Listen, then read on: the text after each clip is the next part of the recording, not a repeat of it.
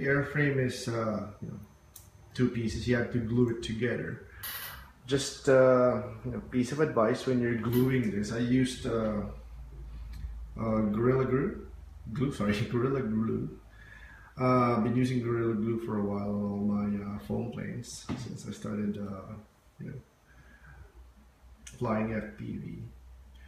So this is where the part that you should pay attention to, because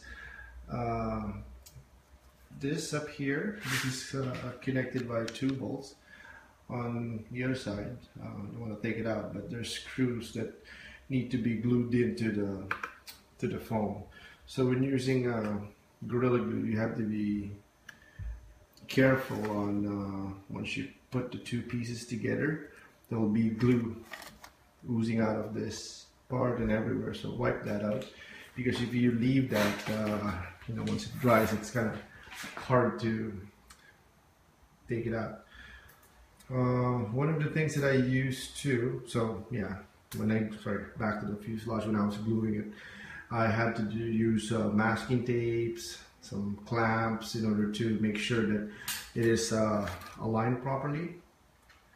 So once that all in, I had to put, this is called fiberglass tape, but I got this from Walmart.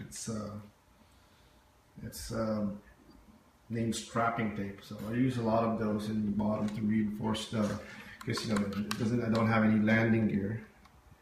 I had to reinforce the belly because I do a lot of belly landing, no landing gear. What else did I do here? I had to use some carbon fiber rod to reinforce, because once you start running this plane, this part kind of vibrates, so I just want to reinforce it with 2 carbon fiber rods, hot glued. Yeah, I use a combination of Gorilla Glue, and if other applications require something that needs to dry quickly, I use hot glue. So there you go. That's the frame. What I did here is to put, I bought this from Lowe's. It's just a screen, I don't know, it's like pest control screen or something. I had a lot left over when I did my my deck. So I just got a piece, hot glued it together, and it works well. When I belly land, there's still gonna have some really small rocks coming in there, but not those bigger ones that can potentially damage your battery or just go inside. Still, I'm getting good flow of air to cool down the components inside. One of the things that I find that is not designed properly with this airframe is this piece of wood. This is what is included with the kit, and I was not really convinced that it will hold by just using Gorilla Glue. So what I did was to reinforce this with nylon screws that I bought from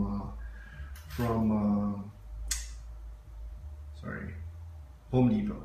So it's about this long, and it goes up to here, 4 of them, to hold the wood, this piece of small, I don't know, what do you call this, plywood. So use the screw and then use Gorilla Glue to hold the screw in place. I also bought this from Small Parts CNC. It's a motor mount. I use this so that I have the flexibility to use different props and different motors. Yeah, I've been ordering parts from them since I started flying FPV using Bixlers.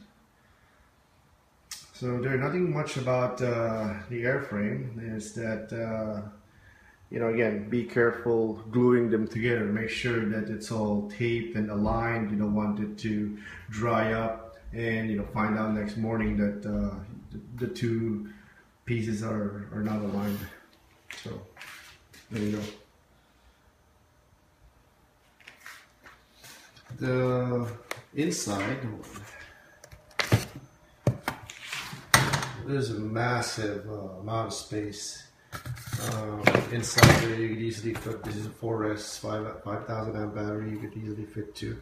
Actually, before I put in the electronics in there, I could fit my arm inside, so lots of space, don't worry about that. I also use earth magnets to hold this cover, so just slide it there and then it snaps. I use a lot of earth magnets on my planes, so I find it really good holding down foam covers. There you go.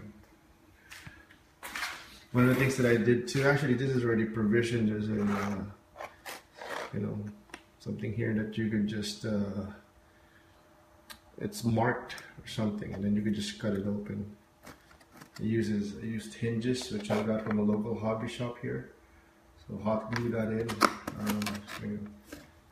We'll go on to the electronics part on a separate video, but I just taped it in. I didn't have time to put a more suitable or better locking system. One of the things too that I found online, I think it's DMork00 from YouTube. This is really cool. This is a plastic spoon that I cut, and then there's a hole. If you could see inside, there's a hole there. It's really good for scooping in air. So I have two of them, one on each side. There you go. And really cools down the ESC here. I decided to put the ESC here and not underneath. It's just, you know, that separation from all the other components like the receiver and my OSD. So yeah, there you go. There's really not much on the airframe. I know some Skywalker pilots used nylon screws to screw their wing in here. I might do that because, you know, the rubber bands are just driving me nuts whenever I get to the site to fly. It takes a lot of time. So, and what else? This is my the wing. Again, it's 1900 millimeters, and there's a carbon spar, I think. I don't know how the size, maybe 4 or maybe 5-6 millimeter. You can check the specs. And there's also, you know, a set of carbon fiber strips or that you put in there to reinforce the wing. It's really solid. I made in this. I flew this. Oh, sorry, I flew this plane a couple of times already, and so far so good. I added a weight there to compensate the weight of my video transmitter. So there you go. I'm gonna create another video for the electronics that I use and why I use it. For now, I just want to focus on the airframe. There you go. So